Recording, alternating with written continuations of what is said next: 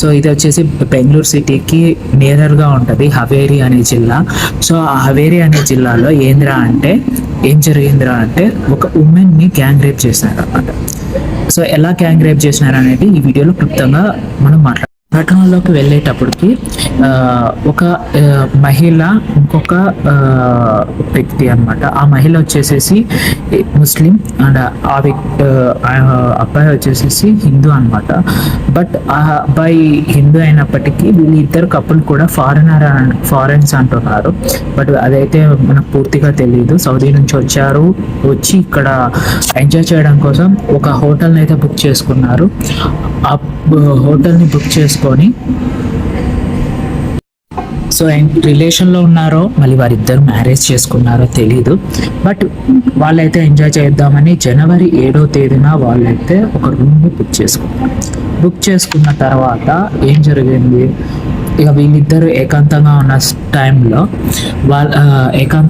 టైంలో సడన్గా తలుపులు ఎవరు కొట్టారనమాట.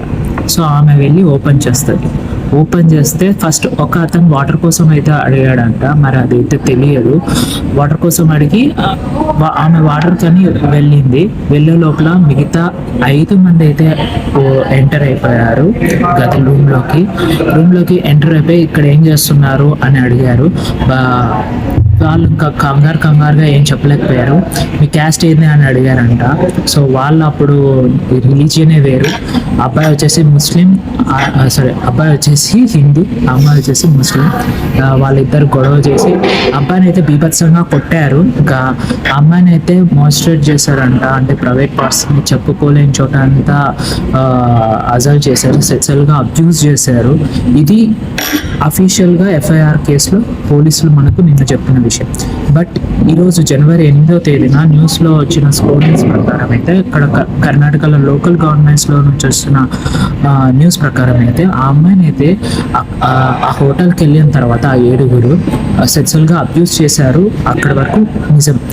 నేను కొట్టారు అక్కడి వరకు కూడా నిజం. కొట్టి అవన్నీ కూడా వీడియోస్ తీశారంట. వీడియోస్ తీసి సోషల్ మీడియాలో మేము పోస్ట్ చేస్తాం, ఇరిగిన మనీ ఇవ్వకోకుంటే అని దారుణంగా చెప్పారట.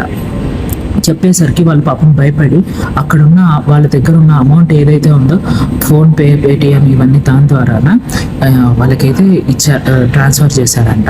చేసినప్పటికీ వాళ్ళు రిక్వెస్ట్ చేసినప్పటికీ ఒప్పుకోలేదంట. ఆ అబ్బాయిని అయితే కొట్టి వివరాల్లోకి వెళ్తే ఆ ఫారెస్ట్లోకి ఆ అమ్మాయిని అయితే తీసుకెళ్తారు కదా బలవంతంగాను. ఇతన్ని అయితే కారులోనో పెట్టారు. మరి ఆ వీడియో అయితే కూడా రిలీజ్ చేశారు వాళ్ళు.